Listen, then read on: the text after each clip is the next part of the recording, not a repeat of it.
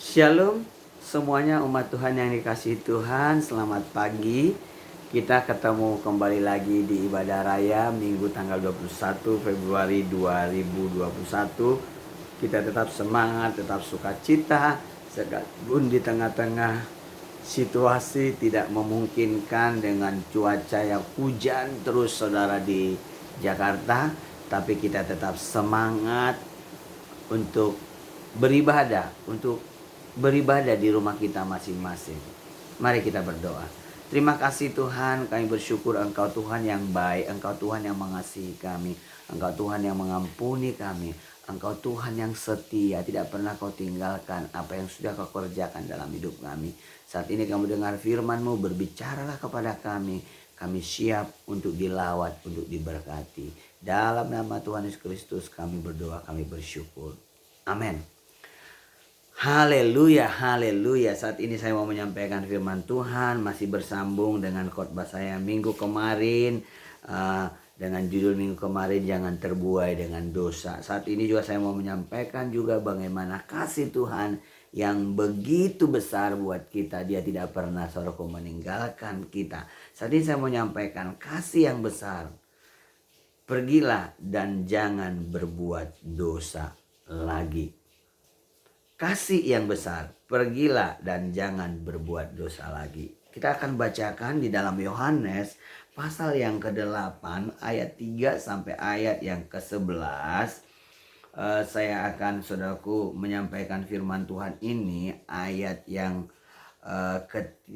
kedua sampai ayat yang ke-11. Saya tapi tidak perlu bacakan lagi semuanya. Di sini ada sebuah cerita di mana orang-orang Farisi, ahli-ahli Taurat, mereka membawa seorang perempuan yang kedapatan berbuat zina, saudara. Mereka menempatkan perempuan itu di tengah-tengah, dibawa kepada Tuhan Yesus pada waktu Yesus ada di bait suci. Pada waktu ada Yesus ada di bait Tuhan, di tempat ibadah, mereka membawa seorang perempuan. Tujuan mereka untuk apa membawa seorang wanita yang berdosa ini?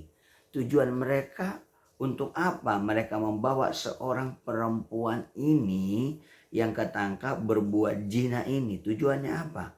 Tujuan mereka untuk mencobai Tuhan, dan yang kedua juga untuk menghakimi wanita ini, saudaraku. Mereka menganggap ahli-ahli Taurat dan Farisi ini mereka lah yang paling benar.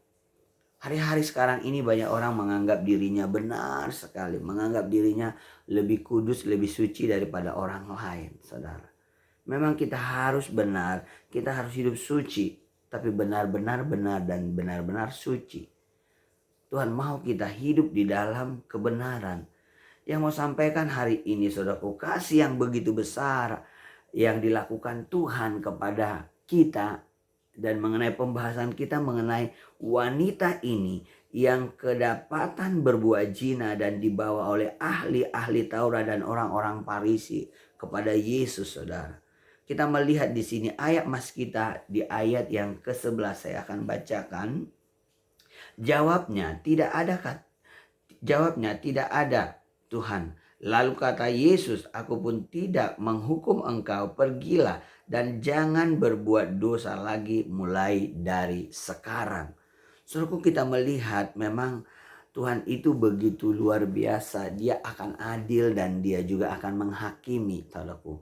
Tapi bukan waktu wanita ini, waktu dia masih hidup, masih dia diberi kesempatan. Kita melihat waktu Tuhan Yesus bertemu dengan orang yang berdosa. Waktu Tuhan Yesus bertemu dengan wanita yang dianggap oleh masyarakat pada waktu itu adalah tidak baik, bahkan sekarang juga. Kalau ada seorang jatuh dalam dosa atau dia melakukan banyak dosa, saudaraku, itu kadang ya disepelekan orang, ngomongin, diceritain orang, saudara. Tapi kita melihat di sini kasih Tuhan yang begitu besar. Jadi Tuhan masih memberi kesempatan, masih memberikan anugerah, masih memberikan pertolongan kepada orang-orang yang berdosa untuk datang kepada Tuhan. Yang saya mau memperhatikan, mengapa saudaraku wanita ini mendapatkan kasih Tuhan, mendapatkan pengampunan, mendapatkan anugerah dari Tuhan. Karena wanita ini berjumpa dengan Tuhan. Jadi intinya, hidup ini seperti apapun keadaan hidup kita sekarang ini, saudara. Mungkin saudara lemah, mungkin saudara terjatuh di dalam dosa. Mungkin saudara saat ini lagi terpuruk keadaan saudara. Tapi kalau saudara kembali lagi datang kepada Tuhan, cari Tuhan dengan sungguh-sungguh. Bukan cuma hanya cari berkatnya saja, tapi kita cari Tuhan sungguh-sungguh. Pada waktu kita berjumpa dengan Tuhan, disitulah kita akan mengalami pertolongannya. Disitulah kita akan mengalami pengampunan. Disitulah kita akan mengalami kasih Tuhan yang begitu luar biasa. Jadi saudaraku, kita melihat di sini di ayat mas kita ini dikatakan pergilah dan jangan berbuat dosa lagi mulai dari sekarang. Artinya pergilah. Poin yang pertama yang mau kita aplikasikan, kita mau lakukan dalam hidup kita sekarang ini.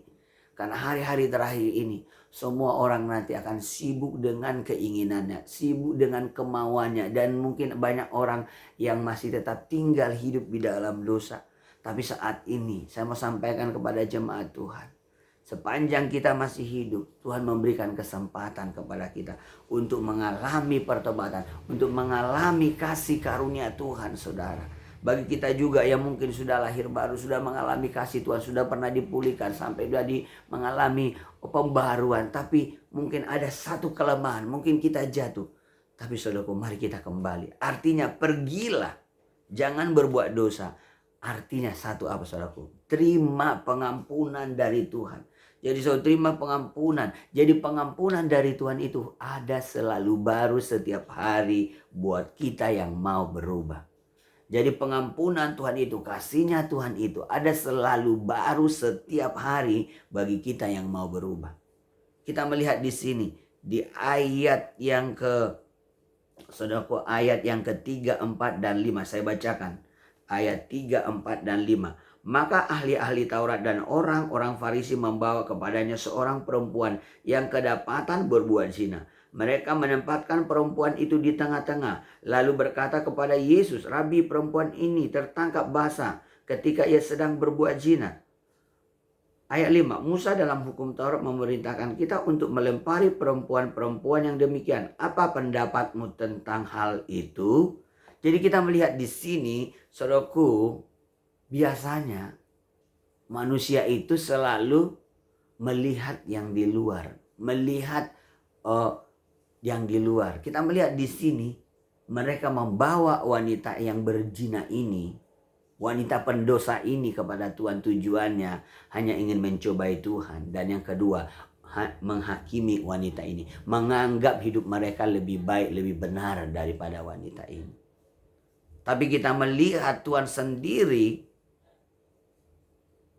di ayat yang ke-11, di situ Tuhan berkata, jawabnya, "Tidak ada Tuhan." Lalu kata Yesus, "Aku pun tidak menghukum engkau." Jadi sepanjang kita masih hidup, masih bernapas, diberi kesempatan saat ini, saudara, marilah kita tinggalkan dosa itu. Marilah kita hidup di dalam kasih karunia Tuhan. Kalau saya lihat yang menjadi masalah dalam hidup ini bukan dosa itu. Karena Yesus sudah mati untuk dosa kita. Dia telah berkorban untuk dosa kita. Masalahnya sekarang, datang gak kita kepada Tuhan? Kita cari gak Tuhan? Datang gak kita? Kalau kita datang kepada Tuhan, kita datang lagi kepada Tuhan, kita datang lagi kepada Tuhan, maka kita akan mengalami pemulihan. Wanita ini pada waktu dia berjumpa dengan Tuhan, sebenarnya dia dipermalukan. Sebenarnya dia itu dipermalukan di depan umum, di tempat ibadah. Tapi pada waktu, saudaraku, dia berjumpa dengan Tuhan, ada satu kasih yang begitu besar, ada satu pengampunan yang begitu besar, ada pertolongan yang begitu besar. Saat ini apapun masalah pergumulan kita, apapun tantangan yang kita alami, apapun kekhawatiran yang sedang mendatangi kita, kecemasan yang sedang terjadi, kalau kita datang sama Tuhan, kalau kita datang kepada Dia, Tuhan akan memberikan kasih-Nya. Dia tidak menghukum kita, saudaraku. Masih diberi kesempatan. Tapi kalau kesempatan itu tidak ada lagi, Tuhan punya keadilan juga, saudaraku. Jadi poin yang pertama, pengampunan Tuhan selalu ada pada kita yang mau berubah. Ya, kita melihat di situ. Selagi masih ada kesempatan, mari kita lakukan, saudaraku. Mulai sekarang, mari kita bangkit. Mari kita kerjakan kembali lagi keselamatan yang Tuhan berikan kepada kita. Artinya dikerjakan, artinya saudaraku, yaitu kita sungguh-sungguh hidup di dalam Tuhan. Mulai kita belajar tiap hari hanya mengandalkan Tuhan.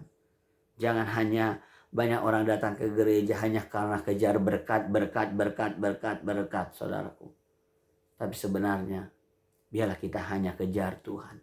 Pada waktu kita kejar Yesus, hanya Yesus, tidak ada yang lain. Maka berkat pun akan mengikuti kita. Mujizat demi mujizat akan mengikuti kita.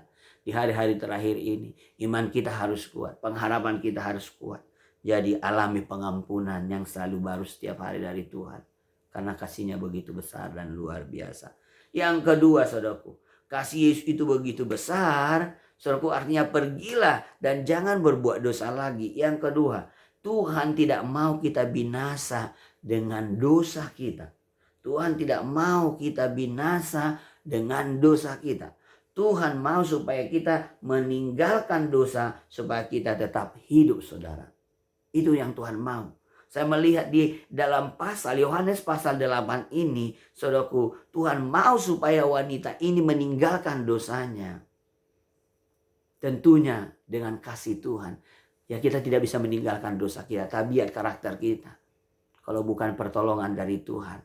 Kalau bukan karena kelahiran baruan. Karena kalau bukan perjumpaan dengan Tuhan. Dosa itu, saudaraku, tidak bisa dilepas dari hidup manusia. Kalau bukan karena pengorbanan Kristus. Pengorbanan Kristuslah membuat kita bisa hidup benar. Hidup di dalam Tuhan. Hidup melakukan firman Tuhan. Hidup mengalami hal-hal yang dahsyat.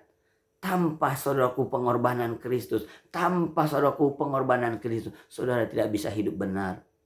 Satu pun tidak ada yang benar di dalam dunia ini. Tapi karena kita dibenarkan, makanya hidup kita benar. Kita bisa melakukannya. Kalau saudara jatuh, mari bangkit lagi. Karena firman Tuhan berkata, sekalipun kita jatuh 7 kali, saudaraku, Tuhan tidak membiarkan kita sampai tergeletak. Mungkin 7 kali artinya apa? Sudah sempurnalah kelemahan kita. Sempurnalah segala kehidupan kita. Mungkin sakit, penyakit, dosa-dosa yang kita lakukan.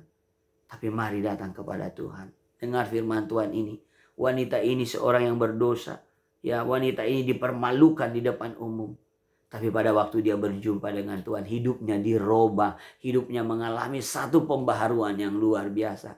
Mari berjumpa dengan Tuhan. Itu yang terpenting dalam hidup ini. Kalau kita sudah tidak bisa berjumpa dengan Tuhan, saudaraku, kita tidak akan bisa mengalami satu kemenangan yang luar biasa. Perjumpaan dengan Tuhan itulah mengubah hidup kita, saudara. Jadi poin yang kedua, Tuhan mau kita, saudaraku, supaya jangan hidup dalam dosa, hidup dalam kebinasaan. Tuhan tidak mau kita binasa, tapi Tuhan mau supaya kita meninggalkan dosa, supaya kita tetap hidup. Tuhan mau kita tetap hidup. Saya baca, saudaraku, ayat yang terakhir, Yehezkiel Yehezkiel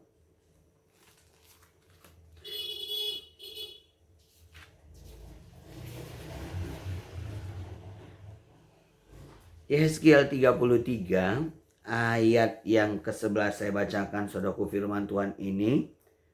Dan katakanlah kepada mereka, demi aku yang hidup, demikianlah firman Tuhan Allah. Aku tidak berkenan kepada kematian orang fasik, melainkan aku berkenan kepada pertobatan orang fasik itu dari kelakuannya, supaya dia hidup. Bertobatlah dari hidupmu yang jahat itu. Mengapakah kamu akan mati, hai kaum Israel? Jadi Tuhan mau sekarang ini. Mengapa dia ngomong kepada wanita ini, pergilah dan jangan berbuat dosa lagi. Artinya Tuhan mau kita yang masih hidup ini, saudaraku, kita meninggalkan dosa kita supaya kita tidak binasa. Tuhan mau supaya kita, saudaraku, mengalami hidup.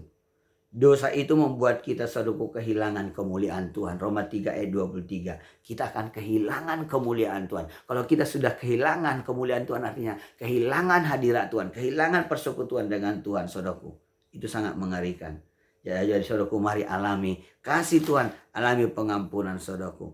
Ada saya tuliskan di sini, ada 10 kehilangan dalam hidup ini kalau terus kita hidup di dalam dosa. Ada 10, saudaraku. Yang pertama, kehilangan persekutuan dengan Bapa.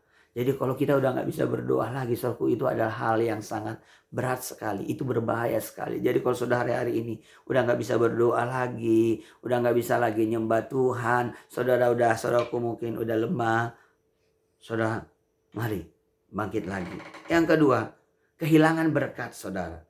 Jadi kalau kita terus di dalam dosa, berkat itu tidak akan ada lagi dalam hidup kita.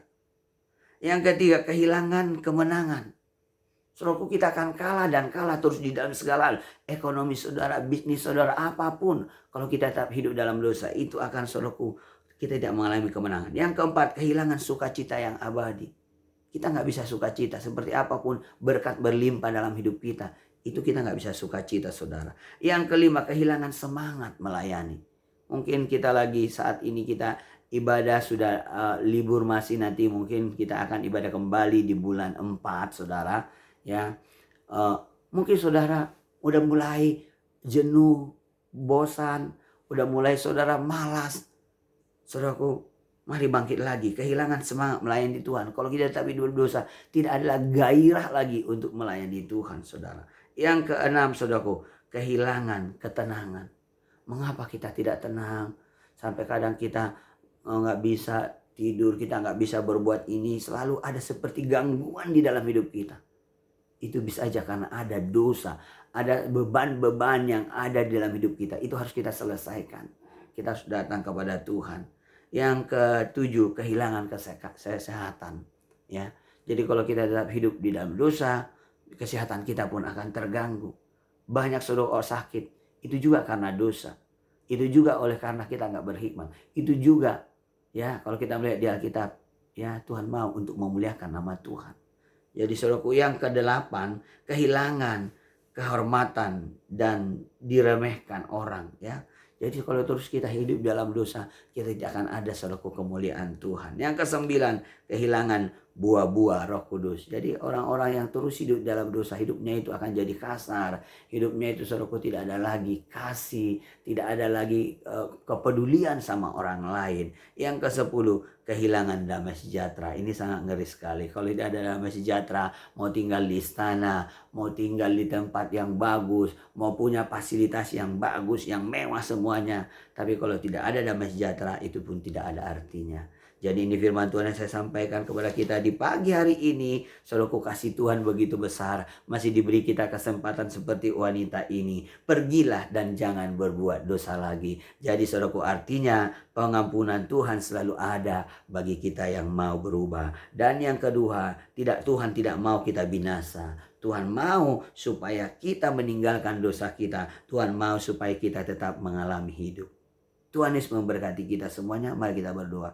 Tuhan, Engkau sungguh baik, luar biasa. Kami sudah dengar firman-Mu. Engkau Bapa yang baik, Bapa yang mengampuni, Bapa yang menyucikan. Tuhan, kami tidak mau terus tinggal hidup dalam dosa. Kami mau bangkit, kami mau tinggalkan dosa kami. Kami mau terima kasih karunia Tuhan. Karena kami bisa hidup ada sekarang ini karena kasih-Mu. Kami juga bisa berubah bukan dengan kekuatan kami, tapi oleh karena Roh Kudus, pembaharuan Roh Kudus dikerjakan oleh firman Tuhan. Kami lakukan firman, kami hidup di dalam Tuhan.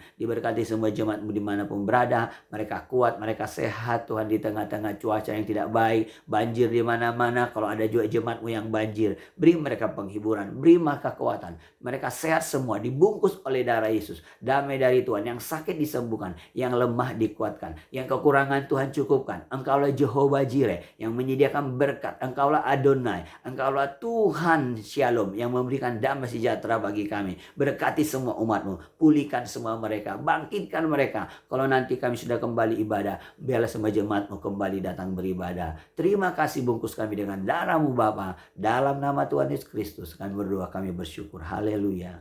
Amin.